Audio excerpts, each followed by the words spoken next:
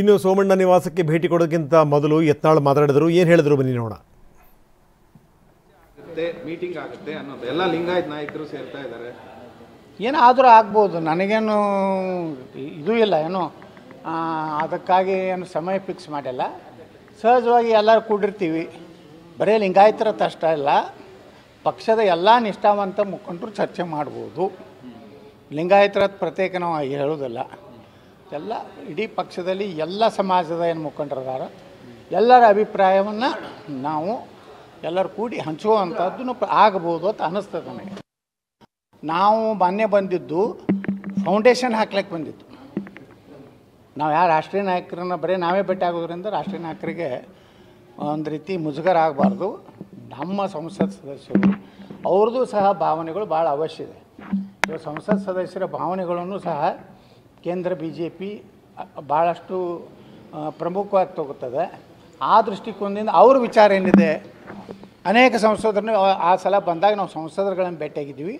ಎಲ್ಲರೂ ನಮ್ಮ ಒಂದು ವಿಚಾರಕ್ಕೆ ಸಹಮತಿದ್ದಾರೆ. ಫೌಂಡೇಶನ್ ಸ್ಟ್ರಾಂಗ್ ಆಗಿ ಬಿದ್ದಿದೆಯಾ ಸರ್? ಭಾರಿ ಸ್ಟ್ರಾಂಗ್ ಇದ್ದಾರೆ. ಸುಮಾರು 21 ಮಹಡಿವರೆಗೆ ಏನೂ ಆಗೋದಿಲ್ಲ. ಸಂಧಾನ ಇಲ್ಲರಿ, ಅಂಥದ್ದೊಂದು ಸಂಧಾನ ಆಗುವಂಥ ಏನು ಅವಶ್ಯಕತೆ ಇಲ್ಲ. ನಾವು ನಮ್ಮ ಪಕ್ಷದ ಹಿತದೃಷ್ಟಿಯಿಂದ ಪಕ್ಷಕ್ಕೆ ಹೊಸ ಒಂದು ಚೈತನ್ಯ ತುಂಬುವಂಥ ಕೆಲಸ ಆಗಬೇಕು.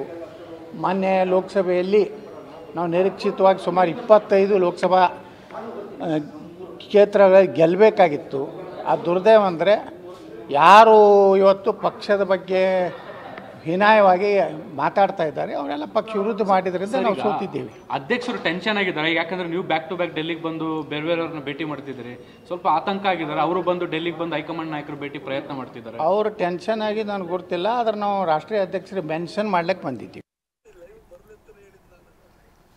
ಎಸ್, ಬನ್ನಿ ಇದ್ರ ಬಗ್ಗೆ ಹೆಚ್ಚಿನ ವಿವರವನ್ನು ಪಡೆಯೋಣ. ನಮ್ಮ ಪ್ರತಿನಿಧಿ ಹರೀಶ್ ಈಗ ನಮ್ಮೊಂದಿಗೆ ನೇರ ಸಂಪರ್ಕದಲ್ಲಿದ್ದಾರೆ. ಹರೀಶ್, ನಾವು ನೋಡ್ತಾ ಇದ್ದೀವಿ ಒಂದು ಕಡೆಗೆ ಏನು ಅಂದರೆ ತುಂಬ ಸ್ಪಷ್ಟವಾಗಿ ಸೋಮಣ್ಣ ಹೇಳಿದರು, ನಾವು ನಮ್ಮ ಬಂಧುಗಳನ್ನೇ ಕರೆದಿಲ್ಲ, ಇನ್ನು ಯಾರನ್ನ ಯಾಕೆ ಕರೆಯೋಕ್ಕೆ ಹೋಗೋಣ ಅಂತ. ಆದರೆ ಯತ್ನಾಳ್ ಮತ್ತು ಯತ್ನಾಳ್ ಟೀಮ್ ಅವರ ಪೂಜೆಗೆ ಹೋಗಿದ್ದಾರೆ. ಆದರೆ ಇಲ್ಲಿ ತನಕ ವಿಜಯೇಂದ್ರ ಬಂದಿಲ್ಲ, ವಿಜಯೇಂದ್ರ ಅವರಿಗೆ ಆಹ್ವಾನವೂ ಕೂಡ ಹೋಗಿಲ್ಲ ಅನ್ನುವಂಥ ಮಾತಿದೆ.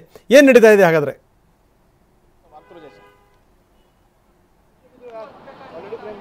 ಹೌದು ರಂಗನಾಥ್, ಇವತ್ತು ಸೋಮಣ್ಣ ಅವರ ನಿವಾಸದಲ್ಲಿ ಪೂಜೆ ನಡೀತಾ ಇತ್ತು, ಸರ್ಕಾರಿ ನಿವಾಸ. ಇವತ್ತು ಪೂಜೆಗೆ BJPಯ ಅನೇಕ ನಾಯಕರಿಗೆ ಆಹ್ವಾನ ನೀಡಲಾಗಿತ್ತು.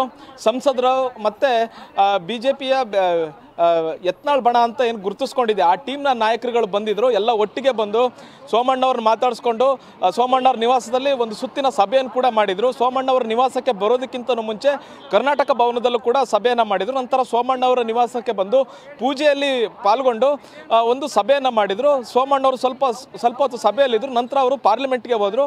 ಅವರು ಪಾರ್ಲಿಮೆಂಟ್ಗೆ ಹೋದ ಬಳಿಕವೂ ಕೂಡ ಯತ್ನಾಳ್ ಟೀಮ್ನ ಸದಸ್ಯರು ಇಲ್ಲಿ ಸಭೆಯನ್ನು ಮಾಡಿದ್ರು. ಸಭೆಯನ್ನು ಮಾಡಿ ಈಗ ವಾಪಸ್ ಹೋಗಿದ್ದಾರೆ. ಅಂದರೆ ಅವ್ರು ಹೇಳ್ತಿರ್ತಕ್ಕಂಥದ್ದು ಸೋಮಣ್ಣ ಅವರ ಮೂಲಕ ಹೈಕಮಾಂಡ್ ಒಂದು ಸಂದೇಶವನ್ನು ರವಾನಿಸಿದೆ, ಯಾರು ಕೂಡ ಅರ್ಜೆಂಟ್ ಮಾಡಬೇಡಿ, ಎಲ್ಲವೂ ಕೂಡ ಒಳ್ಳೆಯದಾಗುತ್ತೆ.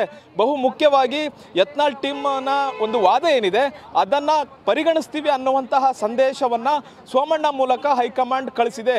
ಅಂದರೆ ಇಲ್ಲಿ ಯಾವುದೇ ರೀತಿಯಾದಂತಹ ಪಕ್ಷಪಾತವನ್ನು ಹೈಕಮಾಂಡ್ ಮಾಡೋದಿಲ್ಲ. ನಿಮ್ಮ ವಾದವನ್ನು ಕೇಳಿಸ್ಕೊಳ್ತೀವಿ, ರಾಜ್ಯಾಧ್ಯಕ್ಷ ಸ್ಥಾನದ ಆಯ್ಕೆ ಅನ್ನುವಂತಹ ವಿಚಾರ ಬಂದಾಗ ನಿಮ್ಮ ವಾದವನ್ನು ಕೂಡ ಕೇಳಿಸ್ಕೊಳ್ತೀವಿ ಅನ್ನುವಂಥದ್ದನ್ನು ಹೈಕಮಾಂಡ್ ಹೇಳಿದೆ ಅನ್ನುವಂಥದ್ದನ್ನು ಸೋಮಣ್ಣವರ ಮೂಲಕ ನಮಗೆ ತಿಳಿಸಿದ್ದಾರೆ. ನಾವು ಅದನ್ನು ಅಂದ್ಕೊಂಡಿದ್ದೀವಿ, ಹೈಕಮಾಂಡ್ ಮತ್ತೊಂದು ಸುತ್ತಿನ ಸಭೆಯನ್ನು ಮಾಡುತ್ತೆ. ದೆಹಲಿಯಲ್ಲಿ ಮಾಡ್ತಾರೋ ಅಥವಾ ದೆಹಲಿಯಿಂದ ವೀಕ್ಷಕರು ರಾಜ್ಯಕ್ಕೆ ಬಂದು ಈ ಒಂದು ಸಭೆಯನ್ನು ಮಾಡ್ತಾರೋ ಗೊತ್ತಿಲ್ಲ.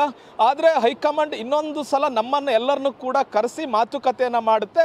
ರಾಜ್ಯಾಧ್ಯಕ್ಷ ಸ್ಥಾನದ ಆಯ್ಕೆಯ ವಿಚಾರವಾಗಿ ನಮ್ಮ ವಾದವನ್ನು ಕೂಡ ಪರಿಗಣಿಸುತ್ತೆ ಅನ್ನುವಂತಹದ್ದನ್ನು ಯತ್ನಾಳ್ ಅವರು ಹೇಳಿರೋದು. ಮತ್ತೆ ನಮ್ಮನ್ನು ಯಾವುದೇ ಕಾರಣಕ್ಕೂ ಭಿನ್ನಮತೀಯರು ಅಂತ ಕರಿಬೇಡಿ, ನಾವು ಕೂಡ ಪಾರ್ಟಿಯವರೇ, ನಮ್ಮನ್ನು ಯಾವುದೇ ಕಾರಣಕ್ಕೂ ಭಿನ್ನಮತೀಯರು ಅನ್ನುವಂಥ ಬ್ರ್ಯಾಂಡನ್ನು ನಮಗೆ ಹಚ್ಚಬೇಡಿ ಅನ್ನುವಂತಹದ್ದನ್ನು ಯತ್ನಾಳ್ ಅವರು ಹೇಳ್ತಾ ಇದ್ದಾರೆ.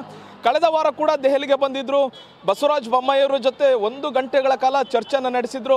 10ನೇ ತಾರೀಕು ಗೊತ್ತಾಗುತ್ತೆ, ನೋಡ್ತಾ ಇರಿ, ಒಂದು ಒಳ್ಳೆ ಸುದ್ದಿ ಬರುತ್ತೆ ಅನ್ನುವಂತಹದನ್ನು ಹೇಳ್ತಾ ಇದ್ರು.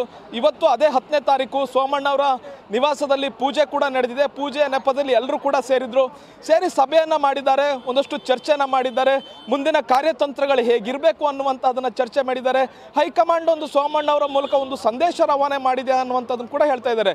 ಅಂದರೆ ನೀವೆಲ್ಲರೂ ಕೂಡ ಶಾಂತವಾಗಿರಿ, ನಿಮ್ಮ ವಾದವನ್ನು ನಾವು ಪರಿಗಣಿಸ್ತೀವಿ, ನಿಮ್ಮ ಈ ಹೋರಾಟ ಏನಿದೆ ಅದನ್ನು ವ್ಯರ್ಥ ಆಗೋದಕ್ಕೆ ಬಿಡೋದಿಲ್ಲ ಅನ್ನುವಂಥ ಸಂದೇಶ ಕೊಟ್ಟಿದ್ದಾರೆ ಅನ್ನುವಂಥದ್ದು ಹೇಳ್ತಾ ಇದ್ದಾರೆ. ಅಂದರೆ ರಾಜ್ಯಾಧ್ಯಕ್ಷ ಆಯ್ಕೆಯ ವಿಚಾರ ಅಂತ ಬಂದಾಗ ನಮ್ಮ ವಾದವನ್ನು ಕೂಡ ಪರಿಗಣಿಸುತ್ತೆ ಹೈಕಮಾಂಡ್ ಅನ್ನುವಂಥದ್ದನ್ನ ಅವ್ರು ಹೇಳ್ತಾರೆ. ಮತ್ತು ನಾವು ಇಷ್ಟು ದಿನ ಏನು ಹೋರಾಟ ಮಾಡ್ಕೊಂಡು ಬಂದ್ವಿ ಅದಕ್ಕೊಂದು ಸಕ್ಸಸ್ ಸಿಗುತ್ತೆ ಅನ್ನುವಂಥದ್ದನ್ನ ಯತ್ನಾಳ್ ಬಣ ಹೇಳ್ತಾ ಇರ್ತಕ್ಕಂಥದ್ದು ರಂಗನಾಥ್. ಓಕೆ, ಧನ್ಯವಾದ ತಮ್ಮೆಲ್ಲ ಮಾಹಿತಿಗೆ.